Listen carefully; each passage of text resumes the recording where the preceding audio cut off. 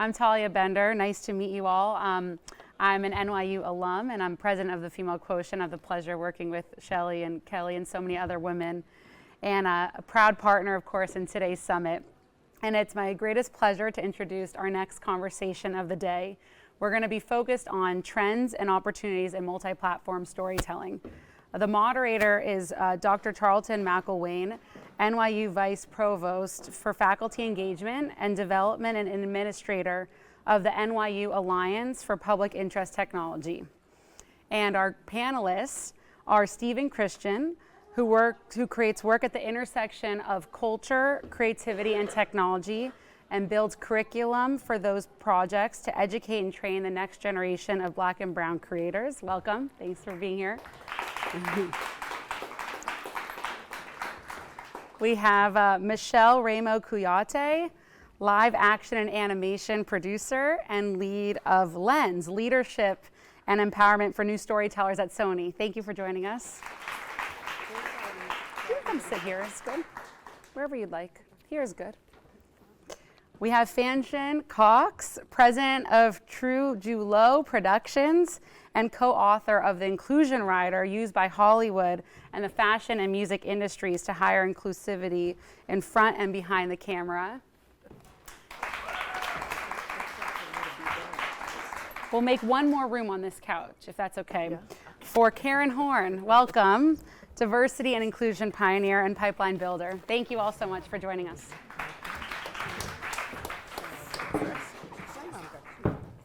All right, we're nice and cozy. We sure are. Hi, family. Yeah, come on in. We'll get things going. I'm here with a very distinguished group. In the opening, we talked a little bit about sort of pathways and crazy ways to get where we're going. I'd love to hear how you ended up where you are. So maybe the 1 or 2 quick minute, 2-minute quick version. How did you get from starting point, wherever you want to choose, to where you are, what you do now? Want to start with Stephen? Okay. Yeah. So, hi, I'm Steve. So, about 10 years ago, I was playing Division I football at University of Hawaii. I ended up having 2 hip surgeries, and if you've ever had hip surgery as a football player, you realize that there's a point of reflection there, right? And I was a big fan of the Boondocks. I was a big fan of animation, and around that time, there wasn't a lot of stuff that identified with me, especially the stuff that I grew up in the '90s and early 2000s. And so I was just like, I'm gonna just like make my own, right? Because why not? Early days of the internet, or the internet as we know it. And I went to go to Borders Books and found this web comics for teens book. And throughout that, I just started to just like put the pen to the paper. And the exploration of that was really just like a point of reflection, because I had a lot of time, and it forced me to think about myself outside of who I was as an athlete. And so quite literally, it was just as I created something new, I would post it. I ended up getting on to newspapers. And then when I decided to retire from playing football, ultimately, I had this body of work that I could build off of to try to like start that next phase. It obviously didn't go as accordingly, which led me to, get into medical school and all that stuff. And so I detoured, but being able to sort of revisit that creative space and then explore what it looks like in education, and also finding my voice as I excelled through medical school and all that.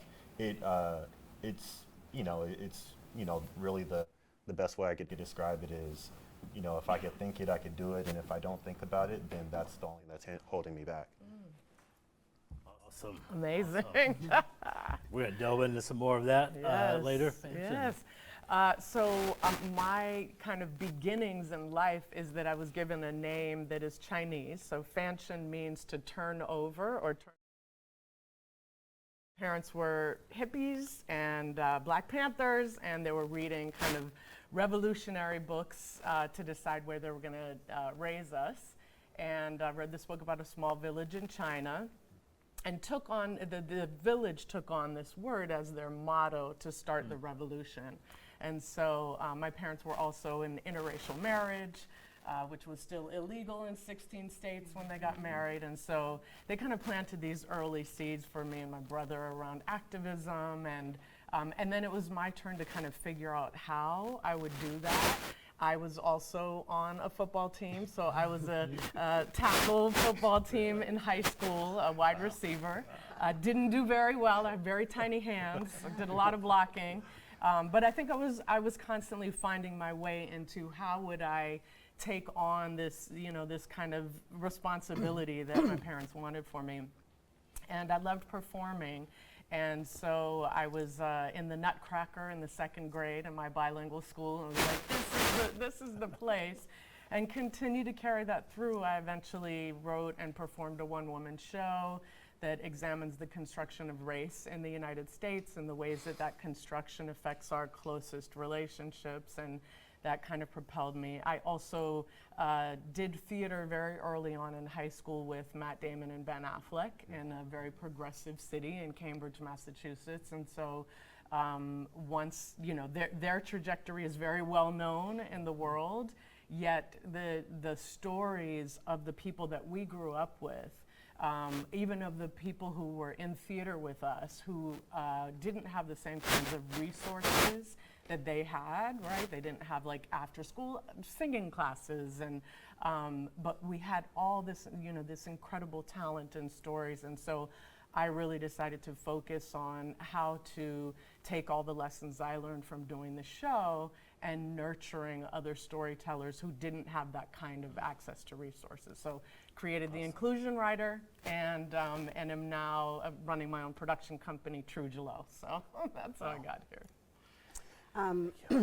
Well, just to go all the way back, I was originally a pharmacology major in undergrad, had no idea that I would work in storytelling.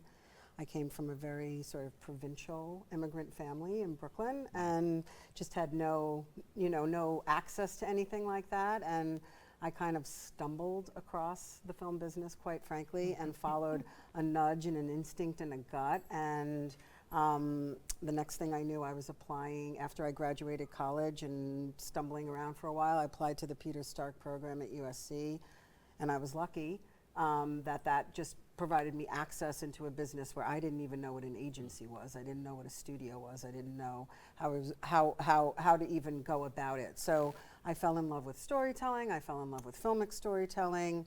Started working in live action for many, many years, and then had the opportunity to work in animation, which I absolutely fell in love with, working with creating whole worlds and working with artists.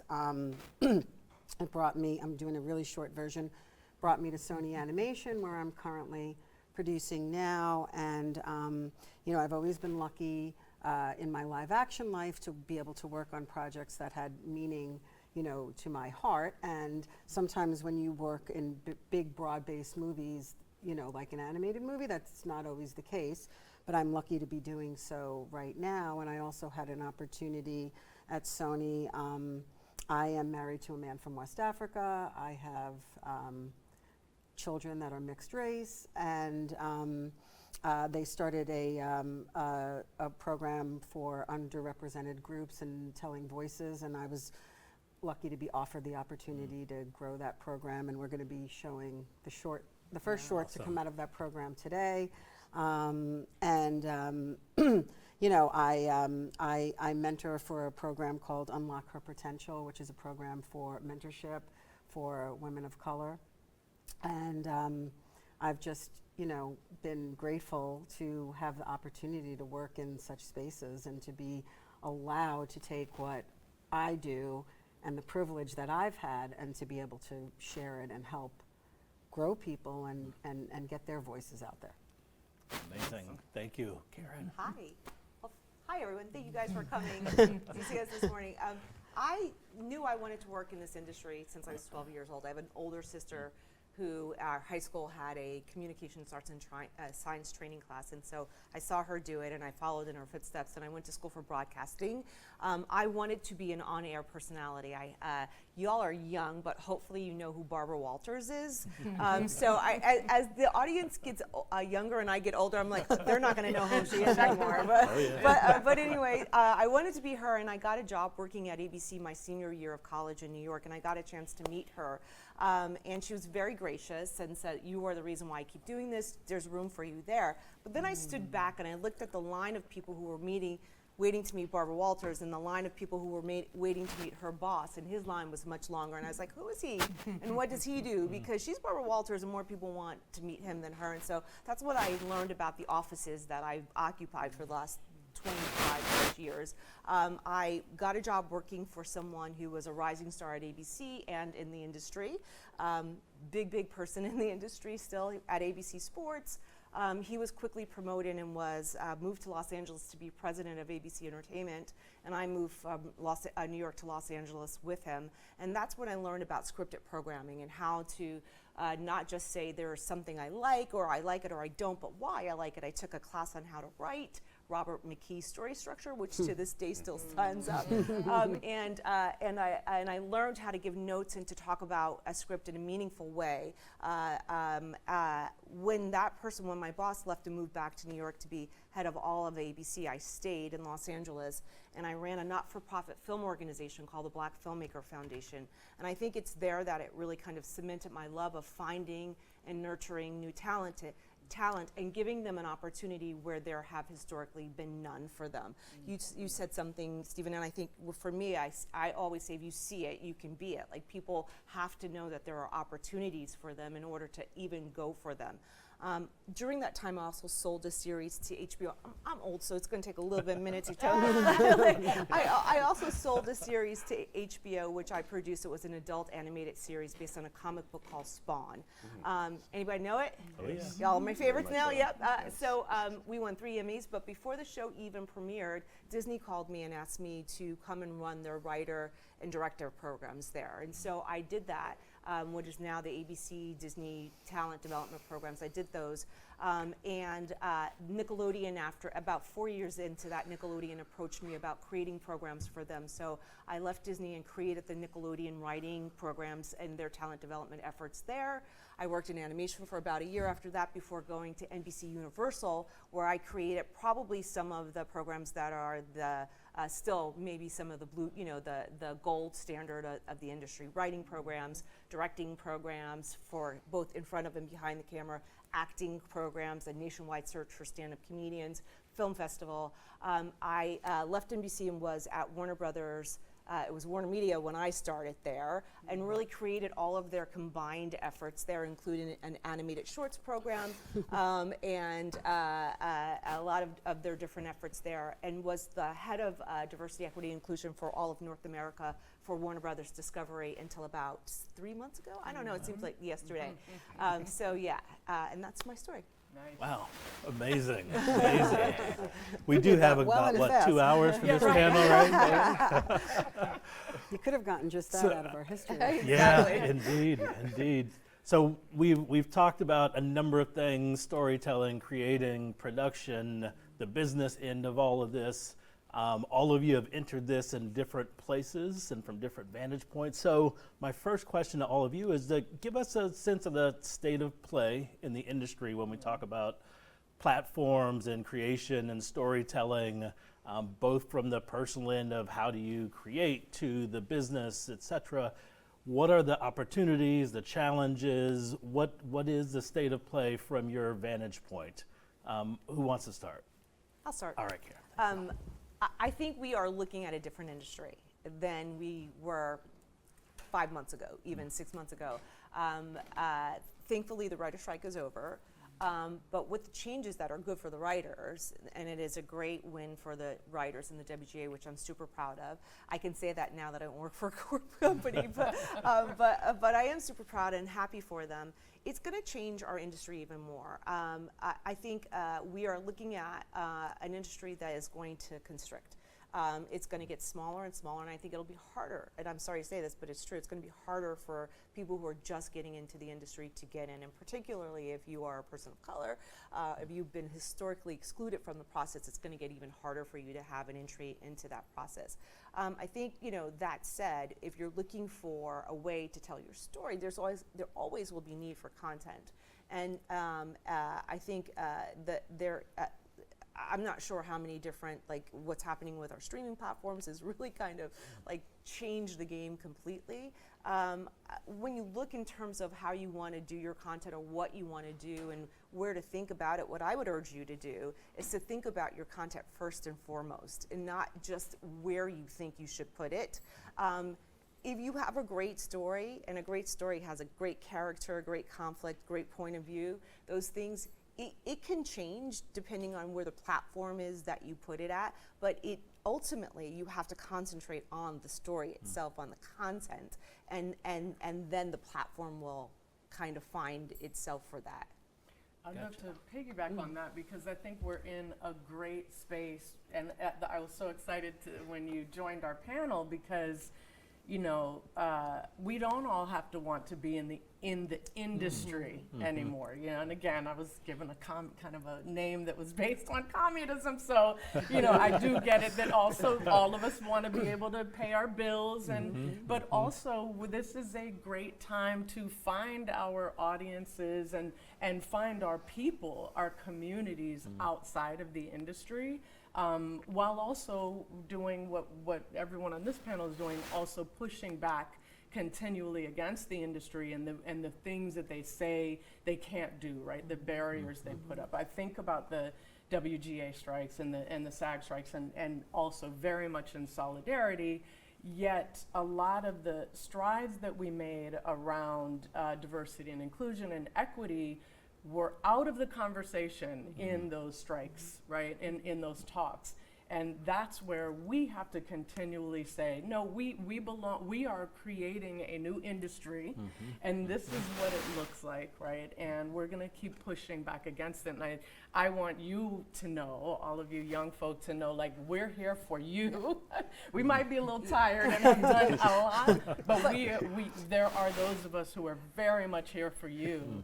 To help push you ahead and change the whole industry. And I was going to say, I'm sorry, I always say to people, don't wait for people to give you permission to do your passion, right? If you look at someone like even Issa Rae, she started the Misadventures of the Awkward Black Girl on her own. She didn't wait for people to give her the opportunity to it, and that found its way. So that started on one platform and then went to a different platform, and now it's even on a different platform. So I would say, if you look at someone like that, if you wait for someone to give you opportunity, if you wait for someone to say, here's your green light to do that, then it's not going to necessarily happen. If you have the ability to do it, and you do, because the new iPhones, you can do whatever you want on them, right?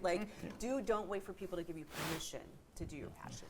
And I would say, I agree. I do think it is harder, but it's harder in the traditional avenues, right? It's harder in the traditional model.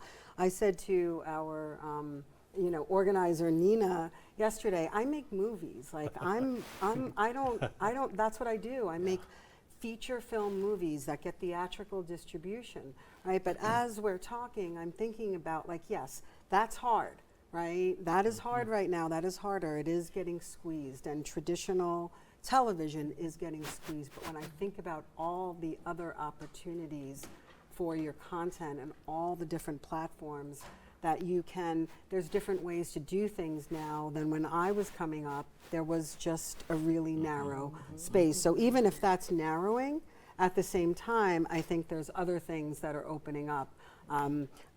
I had two interesting conversations in the past couple of days. I have a friend who's starting a web-based comic service with ability to create your own stories. It's subscriber based, but there will be, large name creators who will then be able to oversee and work with creators, and you have an opportunity to take it into animation and do all these different things on this platform. So it's a way to tell your story.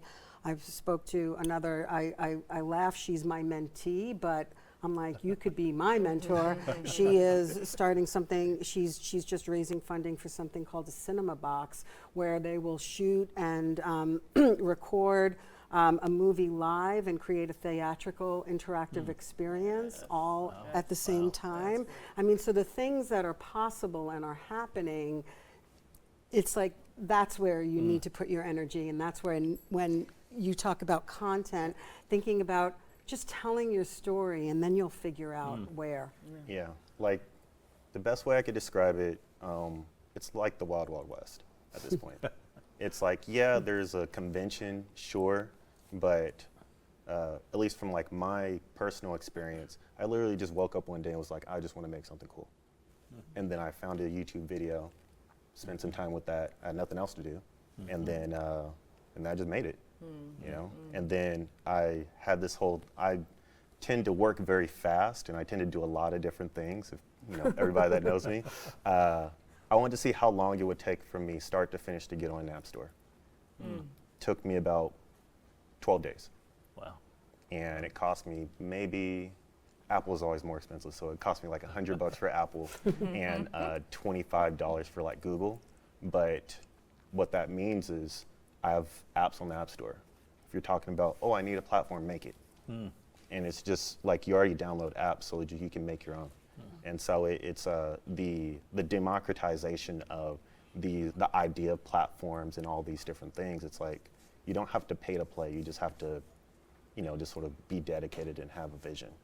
And it's always going to suck at first, so like, get over that. Well, and I'll just add too. And it did when we started, right? Like it did then Still too. does. Like when people say, right? When people say, "Oh, it's so hard," I was like, "But it was so hard. It's Yeah. always Always hard, hard. It's a right? hard Yeah. thing to do." Yeah. And I will say, I'll just reiterate that those of us who are in those privileged positions, right? Like if we are being successful, we have a responsibility then to reach back out. I think a lot about, you know, there's a reason that some mixed race, you know, relationships and people are here and not necessarily our counterparts who might be darker skinned or who might have a disability, right? Like that the more we find those ways towards success, the more we also have a responsibility to reach back or reach across or even up and say, let's all, you know, do this together. So that a message for the young folk, because the old folk aren't doing a great job. Is there, I think this is a good sort of jumping off point on this question about the industry and where it's headed. Is there a kind of push, let's say, from this end of the couch that way? Meaning, when we think about folks who are natively looking at multi-platforms, looking at an open spectrum from which to create, et cetera, and having a facility with those tools, is there some way in which we see those folks really pushing the industry and really where it's headed, or is it we're always going to be what we used to be and you're going to have to fit in? I think it's going to be a hybrid of it. I mean, like there is, you know, like we find things, the old, this end of the couch, find things from that end of the couch all the time and bring them over, you know, and vice versa.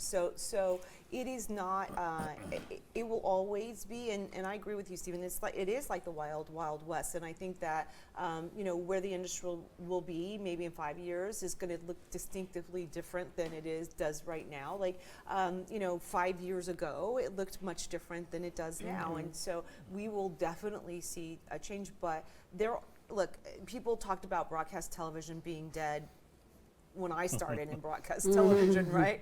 You know, when DVDs happened, they talked about, oh, that's going to be the end of Movies were dead 3 movies years were ago. dead, right? So there always will be the ebbs and the flows, like, you know, the peaks and the valleys. There always will be that, and I think that the you know the movies and the broadcast and the streaming platforms will take from the new ones, you know, and we'll find a way to make it all come together at some point, for sure. I don't think everything is set in stone. I like remember when Vine came out. Yeah. Remember when it died? Yeah. Like Yep. you know, Google Podcast just announced that they're sunsetting Google Podcasts and everything's going to be YouTube Music now, right? So it's like everything makes sense if it makes sense, right? I mean, if it stops making money, then it's going to change, and you know, you're sort of at the mercy of that. And as a creator, you have to adapt to that, right? Twitter no longer exists. So now as a creator, I have to find a way to navigate threads, and I have to find a way to navigate all these things, still being a creator, but I have to adapt to that. And I think that that level of uncertainty just breeds a different level of creation, and it just evolves the industry in a way that, you know, for better or for worse, I mean, everybody got to pay their bills and everybody wants attention. And so that's just the evolution of it. But there'll always be a need for content, Yes, right? So there that's will what I always Always say be to a need myself. for content. And to lean toward this end of the couch, yes, I think that, you know, I do try to go to that end of the couch and see, you know, how I can open my mind up. So not just be a mentor, but be mentored. Absolutely, Yes. because it is all changing, but I just always say to myself, and it has been, everything's been dead for the past 12 years, yet somehow I'm still making things. There's always, people want content, people want filmic storytelling, they just do. How So it looks is Differs, changing. yeah, right. Or where you find it. Right, or where you But find it's it, always that's been right, there. Right. right. The Which- it is still there. It is I still think there. it's worthwhile to think about when you pitch, right? So Mm-hmm. for you pitching to this end of the couch, because the resources and money are, you know, are here, and you're being scrappy, which is important, but there's a place for translation, right? And so one of those is clarity. Things that come really naturally to you, even the things you rolled off like Vine, you won't be pitching to folks who have never heard of it, right? They should have, and they really, like, if they were on time, but they certainly haven't used it, they don't know what it feels like. So there's an importance there when you're thinking about how to pitch. Here is, how do I make this clear? You mentioned sense, absolutely, CENTS, right? Is like, that's one of the big ones, is how, you know, what you like, to us, follower numbers mean a lot, right? And so to you, you might be like, half of them don't even pay attention. But to us, though, think about how do you translate that experience. And then our on our end, it's on us to also learn about it. But Yeah. since the money's here, y'all got a Yeah, little I will more tell of you, when I responsibility. was being told about this new web-based comic site that can do all this stuff, I said, you have to show me the demo, because I You can't got- fully we wrap need my to- brain Yeah. around it. And then I Yeah. saw it, Yeah. oh, okay, Yeah. wow. Exactly. Well, now I'm going to be bringing you some content. Yes. But I needed it, you're You right, need I to- needed We it. need that clarity, that point of clarity. And I think from the creator's point of view, it's always been that way, right? Like you always have to take it to, you have to adjust your content to where you're pitching it. I mean, when I was working in broadcast television, what I would say is like, don't bring me things for NBC that would only sell to CBS. Yes. Like you should know where you're pitching your stuff to. So don't bring me things to, you know, this web thingy you're Yeah. talking about. Like don't bring me things if it's really meant for Cartoon Network or Nickelodeon, right? Like so you need to know, like you have to adjust your story to your content to where you're pitching it always. Like if you bring something, it could be great, but if you bring it to the wrong platform, it's not going to sell. It's not going to do gonna it. go. And so where you have to adjust too far, just don't take it there, and that's Yeah, good exactly. too, right? It's Absolutely. like, that's not your place, That's not you your know? place. And That's I will fine. say that certain things do lend itself better to other things. Like I can Yep. sometimes look at something and I think, oh, that doesn't feel like a movie. That feels like a series. Yeah. That feels like a podcast. That feels like it. So I do think it is thinking about it. Doesn't mean that you can't ultimately branch into other areas, but I do think, aside from thinking how to tell your story well, how is it best served? Like Well, what and- form of storytelling? And that's the whole thing. Like even if I go back, like to Issa again, like I met her right out of when she was right out of Stanford. She brought it Insecure to us at NBC, and I was like, it's not our show. Like it's a great show, and I was so glad when I got it Warner Brothers, and it was a part of my HBO family. Yes. But it belonged there. So if you take it to the wrong place, it would have died there. There's So how do you, let's step back for a minute in that in-between space that starts with just the creation and then that gap of the pitch and where it goes. Where does someone start when you wake up one morning and just say, I want to make some cool stuff? What happens in between in terms of, all right, where does this go next? And who do I find that might help to say, this is for TV, this is for web TV, this is for social platform? What's that gap for new creators, let's say, who are thinking about just coming in? Well, I mean, look, I this is my will. I mean, I love helping new creators. I would say, first of all, learn your craft. Like, don't just say that I want to get up and do this and do it. Like, if you are a doctor, Steve, you have to go. You have to go to medical school, and you have to learn. If you're a lawyer, I demand the same respect for this industry as well. So if you say to me that you are a writer, what have you written? Show me your work. Let me read your material. You should have more than one sample. Like, you have to learn your craft. You have to do your homework because it is so competitive. And we're never looking in success for a good idea. We're looking for someone who can execute that good idea, right? So good ideas are a dime a dozen. Everybody can have it. But if you learn your craft and you learn how to execute that idea, then we have a business. That's how we have a business. And this is more business than it is show. Remember that part of it. There are so many avenues for you to become better at what you do. It's a muscle, so the more you use it, the better and stronger it becomes. Look, it's hard. It's hard out there. Like, you have to, if you come to me and you say, I have this many followers, I have this many, views on whatever, it's more interesting because it makes our job easier. But then also just get your stuff out there. Like, so festivals or whatever, like, you just have to get your stuff. You cannot operate in a bubble. You have to get your work out there, and then people will find you. So if you're talking about how to get it to selling point, which is, I think, what you're talking about, or even to a point where you want to find your own platform, I think you do have to think about how that story is best told. What format? Is it short format? Is it longer format? Is it bite size? Is it, is it multi-platform? I think thinking about that as you have the idea helps you then formulate your pitch and how you're going to sell it. So if you have something that naturally lends itself to transmedia, then sure. But start with your basis. Start with the basis of your storytelling and what you feel is the initial form that gets the story best told.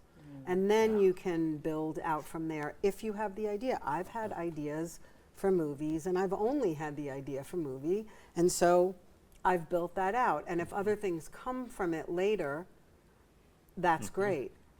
But I don't always approach it from a multi-platform. I approach it from right now, where I am, what's the best form to tell the story. And it sounds like it's maybe easier to think about that, cultivating that, building that muscle in the practice of, here's this content in this medium or on this platform, and let me see how that works, to get the knowledge that, okay, the next thing I make before I'm going to pitch, I know now that this is really for streaming, this is really for this program, this platform. I think it depends on if you're looking to sell it or if you're going to do something on your own. Sure. Right? Sure. This has been done. I mean, it's not new. Like, if you look at what's the Marvel universe, right? These all started at ideas like on comic books. Like, so, like, we have taken things from different platforms and repurposed the stories over and over again on different platforms. It's not brand new. So if the story, again, if we start with content and the story is strong enough,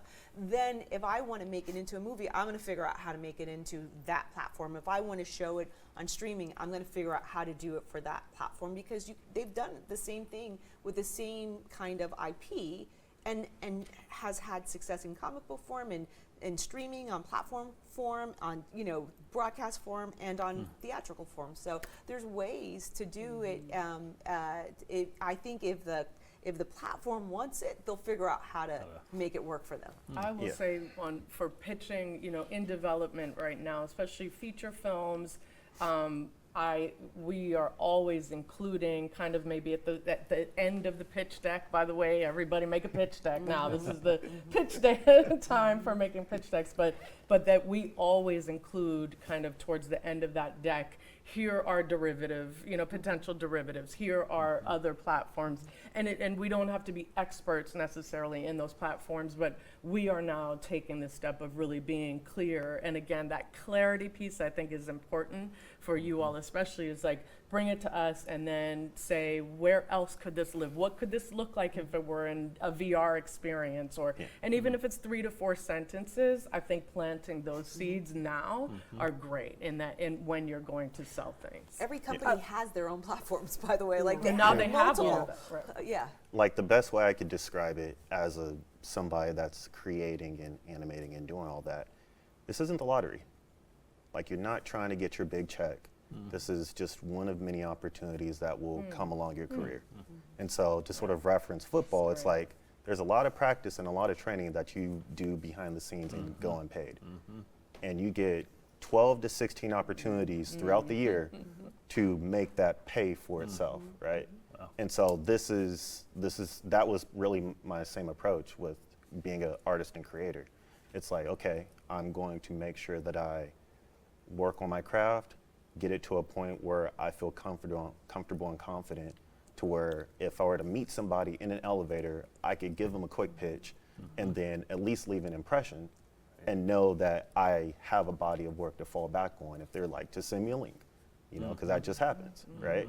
And so it's a matter of just being prepared for the opportunity that you want and really defining and reflecting on, like, what is it that you actually want? If you just want to check, you could do a lot of stuff a lot easier to do that, right? But if you've been working on a series for X amount of years and you've developed this style and all that, I think at some point you will come to a point where you feel confident in the work that you've done, that if an opportunity does present itself and it's not really what you feel like is devoted, is good for the project, you will feel confident in just walking away from it because there's going to be another opportunity.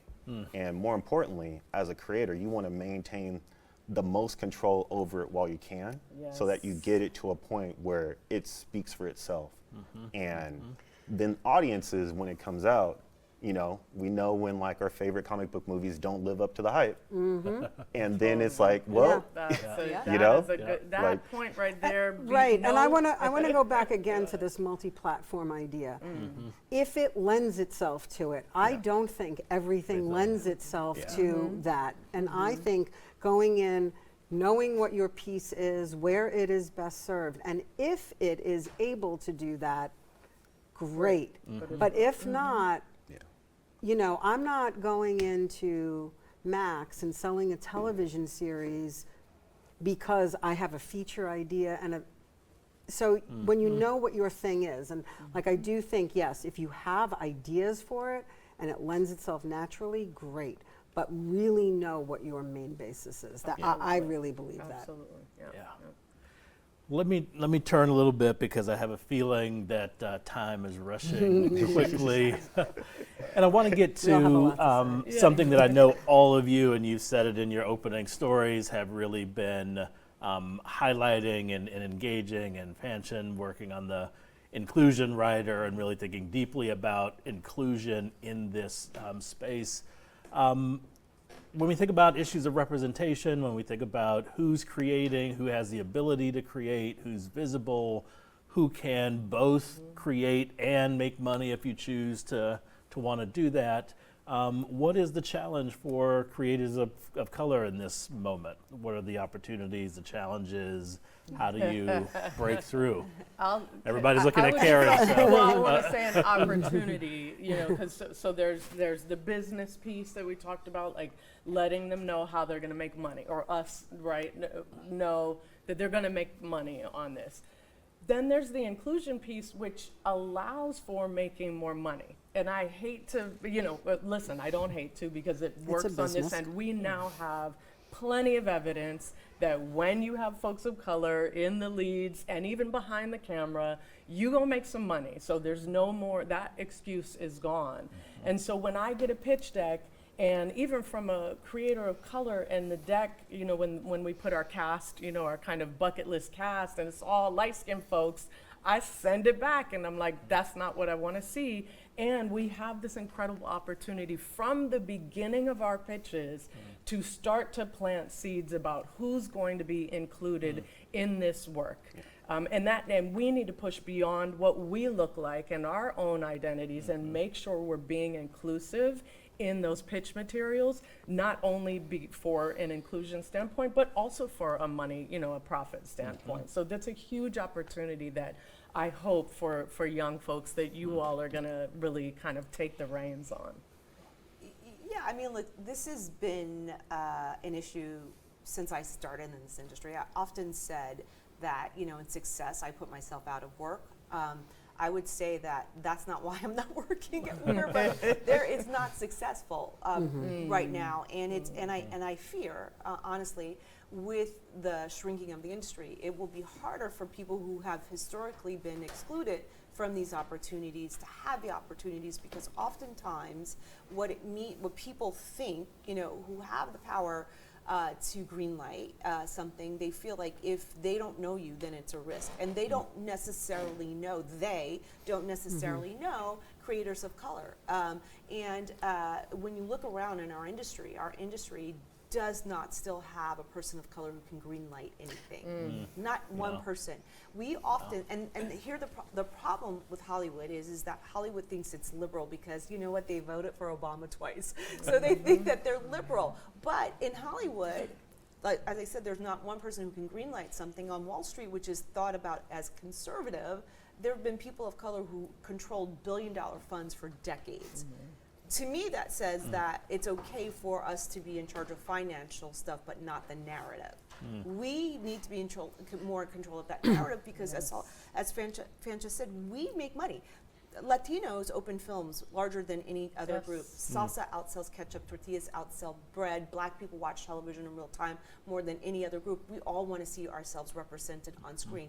McKinsey's report about the $10 billion that was left on the table doesn't even skim the surface about how much money that is being pushed aside by not embracing the fact that this world is becoming more diverse than it is not, and people want to see themselves and their stories told, and they're told by us. That's the most important thing, because by us makes it more authentic and real. We know for sure. If I'm looking at something, I'm like, oh, there was a black person on that set. I know that for sure, right? If not, then I know it wasn't, right? We all know the difference, right? We all know the difference. I will tell you, it's going to take a little bit of a readjustment because of the Supreme Court ruling against affirmative action, which means nothing for us. But the big companies will think that it's an opportunity to take other opportunities away. So you have to, we have to be diligent about it. We have to keep working hard towards it because it's not going to be easy. And we have to not give people a reason to dismiss us because we belong at the table as well.